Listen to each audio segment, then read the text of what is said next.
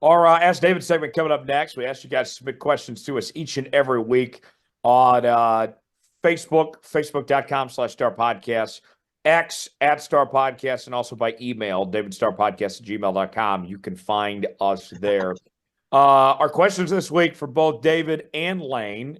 First one in the inbox. This one's from Tim, and it's for everybody. Tim wants to know, what is everybody's favorite memories of Scott Riggs? We'll start with Layne. Layne, what's your favorite memories of your dad over the years? Oh, there's too many to think about to pick one. You got to make me think about that one. I need to I need to think of a good funny story, maybe something embarrassing for him that nobody's heard before. Let's circle back to you. Let's go to David then. Yeah, let me think about that one. Man, Scott he was just a great guy. I remember him driving for Jimmy Smith, Ultra Motorsports, the number 2 truck. It was fast. And, uh, I remember going up to Scott, asking him about some things, and he was just so down to earth, but just a great guy always. Every time I'd go see him and talk to him, he was nice.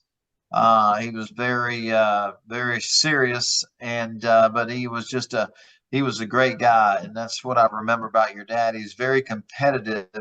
If you were going to win a race, you were going to have to beat Scott Riggs, and then remember the opportunities going into Cup racing. He did it all, and he would kind of remind me of Jimmy Johnson, just level headed, and he was very humbled. He didn't beat on his chest, but man, when the green flag dropped, he let his ability to do the talking for him. But he was just always a great guy, and I always thought Scott. He ran NASCAR. I don't remember what his career span was. I don't know if it was just 14, 15, whatever. However many years it was, I thought, in hearing Layne talk about his dad earlier, I really thought that his career was kind of cut somewhat short because when you didn't see Scott Riggs anymore, he still had the ability, and it was kind of interesting to hear from Layne what kind of happened right there at the end of his dad's career. But Yeah, a great guy. Dominic, what about you? Well, mine, of course, you got to think Dominic's going to go with something obscure. And I'd be curious to know if Layne was at these races. But the first two races I ever got to go, first NASCAR races as a fan, was in high school. And I got to go to the Phoenix races in 2009 and 2010. And it's about that time your dad was running those start and park gigs. And he ran with Tommy Baldwin in '09 and the Curtis Key car or Raymond Key car in 2010.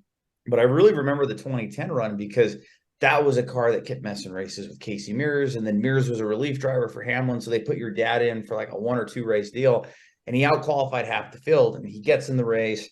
And this was before stage racing. I remember that black 90 unsponsored Chevrolet running laps. And there was some sort of whoever was crew chiefing told Scott to stay out midway through the race. And I remember hearing like on the little scanners that your dad was like running on fumes and a caution came out and he was running 6th or 7th. And that black 90 car stayed on the lead lap for most of that 400 lap race at Phoenix and about 2 laps to go. Blew a tire, hit the wall, still finished, I think, 22nd or 23rd. But especially at that time where there was just so much of these big teams and these small teams, and there really was no in between. It was pretty cool to see that 90 car running top 20 for most of the race. Again, in an unsponsored car in a very underfunded team, and seeing Scott Riggs wheel the heck out of that car and stay on the lead lap for most of the race. Yeah, those are some great memories. I think back that Daytona 500 run he had when he finished. What was it, 4th? I think that was like his 2nd or 3rd year in Cup. That was a big deal. That was an underdog story, I mean, it was awesome to see. And Dominic, you'll appreciate this. I love playing that NASCAR video game back in the day. That Valvoline paint scheme, I'll be honest, was badass. I made a point. You'll appreciate this, Layne, to beat the race as Scott Riggs on the NASCAR video game because I love that paint scheme. That Valvoline car was as good as any car on the track. Good looking. Was one of my favorites. The red, white, and blue and everything. That was awesome. So those are what come to mind. Layne, did you think of a good funny story here?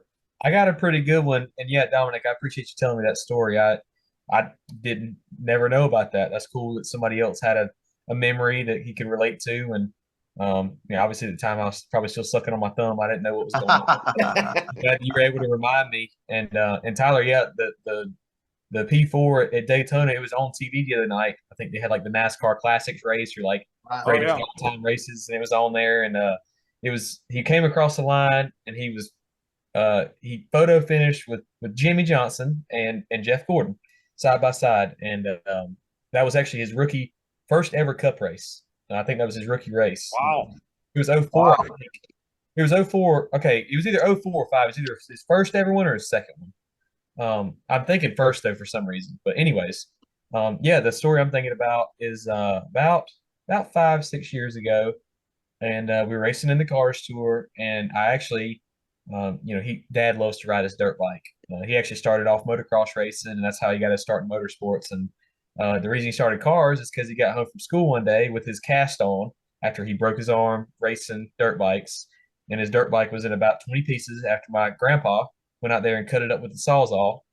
And then, he got all upset, mad, and he said, well, why don't you just come in the shop? And obviously, I wasn't there. I just heard the stories. He said, well, just come in the shop. And they're set a 4-cylinder race car and said, you're going to go racing with a cage now, not these stupid dirt bikes. So yeah, that's always a story I think of. But the one I'm thinking of is about 4 or 5 years ago. We were riding dirt bikes. I fell. I broke my collarbone in half, and we were mid-season running for points. And we were doing some kind of deal. We're trying to keep, I think, the owner's points, the number that you drive for, the points were pretty important at the time. So we had to make the race, and it was in Orange County. Of course, the weekend after I broke my collarbone, it was the Orange County race, the one I wanted to go to so bad.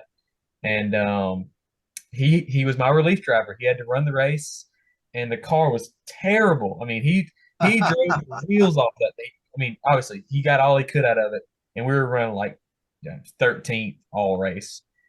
Qualified bad and got in a wreck or two.